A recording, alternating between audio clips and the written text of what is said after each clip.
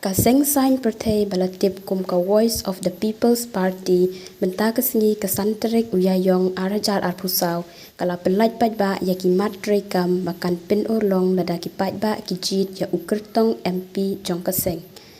Ya kani ka matre kam ka Voice of the People's Party kala pelaj ba da Vice President ka VPP ha ka jingya don lang kinong yalam ba hakmat jong ka party. Katukan ni ki matre kam bat ang sipuli katukan ni ki mat ki badong kam. Dikan kum kani kamang trikam kepelamang da ke parti. Idon huni ban ya keren ya kajing sensyar kebalar kam. Lantas kesensyar ba kajing bom syak siliang imrah sarang ke alur ke pulih putih. Lantas idon ru alur ke artikel 371 dari laspaknya huwai bak 6 schedule. Dan kimat kibanginnya keren kalau ke polisi penroy yaki tan kaput nata kini penmi boarding karep karyang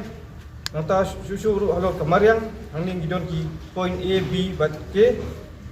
abi bat K nata ke point kedon ke B bat kajing ya kerja kaput bat ke asam nata kajing bahak benta kerpang hikam kijam kajing kendrai ki drugs ke uniform civil code dan ke UCC kaktin kekelit pada hari ini ngelapan kedai uspang di perung no kaktin kasih agak kredit opera jong ka riti sencha ke India lan ka schedule nanta ikam lekai lan sports nanta ke inline permit ILP ka citizenship amendment act arja ka kendai lan ka CAA bang tip nan nanta ke dondu alo ka koi ka khia ke dondu kamat abede baki surok bakilat pathai jing tip nanta ka jaka ding sun jaka yang lingsun kapa ngitip ke airport nanta kajing persyak yang kajing uranium kajing persyak yang kajing tray yang kalin tirel akilum kasih Jajah Hills